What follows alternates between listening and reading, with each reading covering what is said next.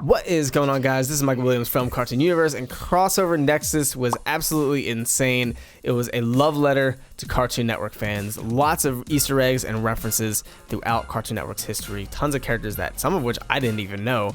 But I'm not here to break down the references and Easter eggs and such. If you want to get that broken down, there's a video that is probably much better than any video I could have done on the matter at the round table. So I'll leave a link to that at the end of this video. You can check that out. See what you may have missed, because I definitely missed some stuff. There's a lot of intricate details. They put a lot of work into this. But I'm here to talk about the lore of CN City. If you don't know what CN City is, obviously I'm going to explain it real quick because most of you probably do. It's the CN City Bumpers. Was a series of bumpers back in the day at Cartoon Network. It was this big city filled with landmarks from different Cartoon Network shows where all the Cartoon Network characters would hang out and interact. But the thing is, this takes place in that same spot, but it's all ruined, it's all destroyed, and it seems to be all thanks to this one guy named Strike, and he is the villain of Crossover Nexus. We know pretty much nothing about him, but the thing is, since he is confirmed to be sending characters from other dimensions, it seems like these CN City bumpers from back in the day may actually have been canon, because this seems to be pretty much canon to OKKO, if anything, but this theoretically could fit into the canon of the other shows as well. We can start with Crossover Nexus. Strike sent Garnet, he sent Raven, and he also sent Ben. So Garnet obviously could have gone through this off screen if we're going based off the Steven Universe timeline, because gems do stuff off screen all the time. There's lots of missions they could be doing. There are plenty of episodes where we don't even see gems, and there's plenty of time off from all the actual serialization and homeworld stuff in Steven Universe. So there's totally plenty of space for Garnet to have appeared here randomly and never just mentioned it because it wasn't necessarily important, because it was taken care of by the end of it.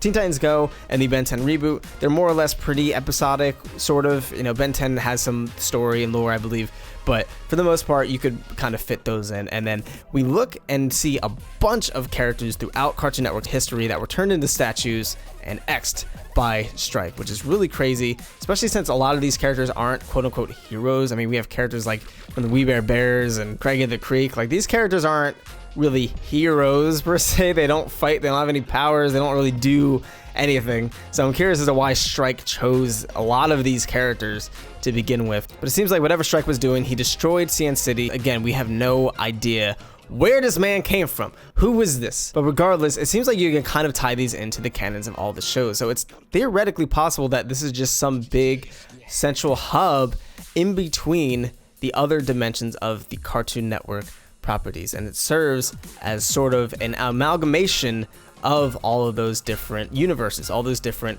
worlds. So my theory is that the characters get sucked into this dimension somehow. Obviously, recently it was through Strike and his computer thing for whatever reason, but I feel like the characters that come in this dimension also bring a piece of their dimension with them that gets copied over, so to speak. And this is seen through all the different landmarks. We have the Kids Next Door treehouse, we have the Townsville City Hall from Powerpuff Girls, and now we have Gar's Bodega from OKKO, which was not obviously there during the CN City bumper days. So we're speaking in terms of canon, could have canonically totally happened that KO literally met the actual same Garnet that we know from Steven Universe, the actual same Raven that we know from Teen Titans Go, and all these different characters that were turned into statues were actually sent there from their individual dimensions. The thing I'm very curious about, though, is how they got sent there during the CN City bumper days, because it seems like during the era of the CN City bumpers, this took place before Crossover Nexus, because A, it was before it got completely destroyed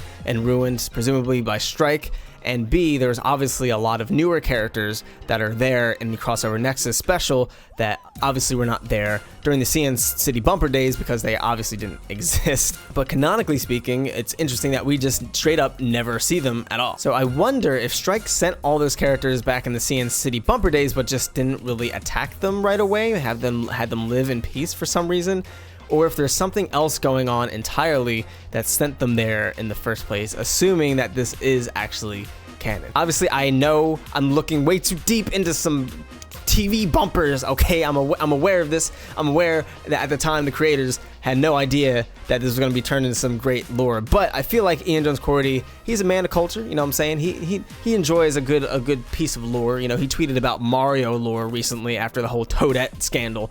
So I feel like him mentioning Mario lore is kind of indicative of him really enjoying backstory and world building and history. So I feel like they had something in mind when creating this new version of CN City and potentially bringing a piece of the old history into it, and had semblance of an idea of what exactly went down here.